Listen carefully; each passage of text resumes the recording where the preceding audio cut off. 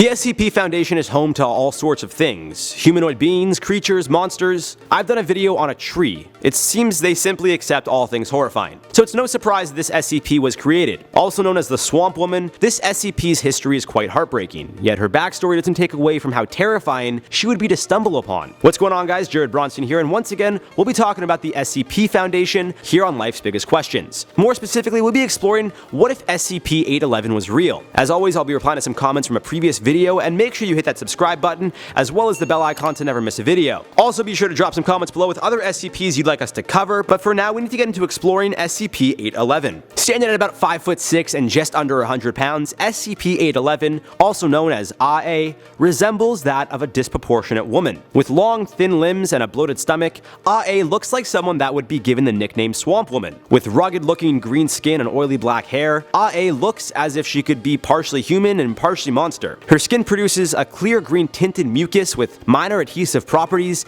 as per the SCP. Although the mucus doesn't appear to affect AA, it appears anything else that comes into contact with it rapidly decomposes until it's turned into a thick black liquid. This liquid is absorbed into AA, and it appears this liquid makes up majority of her insides. Without the ability to defecate due to a lack of intestines, AA collects everything it can't metabolize in an area, we'll say is its stomach for lack of a better word. Everything that is collected in the stomach and isn't metabolized is then turned into a grainy tar-like substance that AA produces and periodically voluntarily vomits up. More specifically, AA would use this technique to hunt or fend off predators, usually aiming to cover the victim's eyes and mouth to suffocate them. Alternatively, if this sludge were to get into an open wound, it could also lead to a fatal bacterial infection, which would kill you after a few days. This infection can be treated with antibiotics as long as the victim is attended to within the first 3 hours of being infected. Another interesting feature about the SCP is that it understands and can speak broken English. This is evident in the conversation AA had with Dr. Trey Buche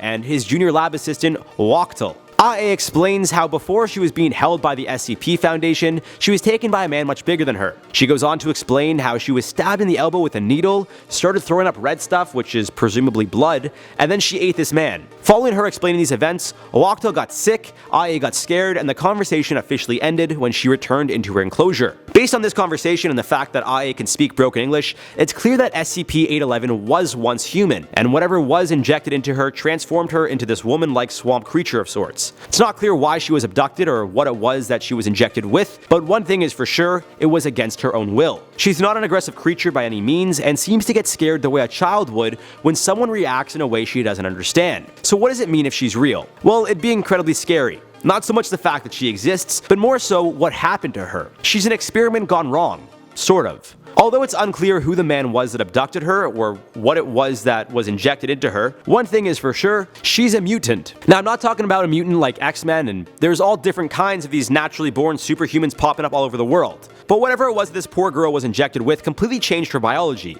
to the point that she threw up blood and possibly some organs, and then ate a fully grown man, although it may have simply been out of fear. It also turned her into this green swamp woman creature. She also has lungs and teeth, but their purpose seems to be obsolete. Again, this further proves that SCP-811 was once a regular girl that was injected with something that mutated her into what she currently is. And that in itself is really where the problem here lies. So what if this SCP was real? Well, it wouldn't necessarily be her we'd have to worry about. She'd be in one of two places. Either in this tank that the SCP Foundation has made for her, where she's being held and taken care of, or in a random swamp only really attacking people who she feels is a potential threat. Of course, there is the possibility that someone stumbles upon her, contacts authorities, and they try to capture or kill her. The most likely scenario, assuming the SCP Foundation hasn't found her, would be that AA lives in a swampy area feeding on whatever it is she decides to eat. If any humans were to approach the swamp, she'd most likely get scared and just hide, unbeknownst to her visitors. The problem with SCP-811 being real wouldn't be the SCP itself, but whatever it was that turned her from human to swamp woman. Was it possibly a mad scientist, or was it a government official? Figuring out who abducted this SCP as a child and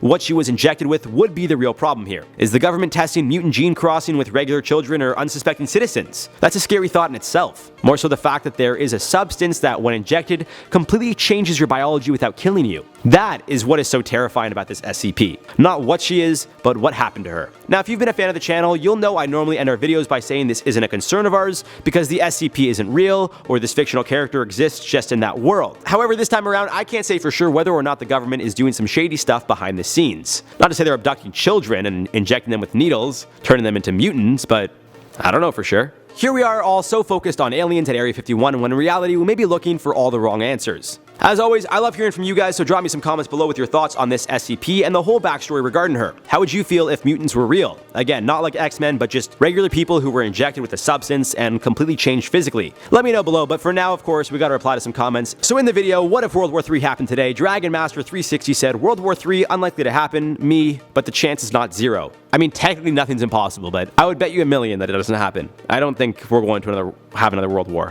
A lot of countries have to get involved for that to happen. OK47 said the closer World War III gets, the more memes we get. I feel like the memes kind of died down already. I feel like the whole thing blew over, and like, the memes were great, and I want more. Mr. Poncho said, what if World War III already happened and we didn't know? As in like, World War II is really World War III, World War I is really World War II? I guess that would mean that this could be World War IV. I don't know. Anyways, guys, that does it for this one. I've been your host, Jared Bronstein. You guys have been watching Life's Biggest Questions. Drop us some comments down below with other SCPs you'd like us to cover on this channel, and we'll see you in the next one.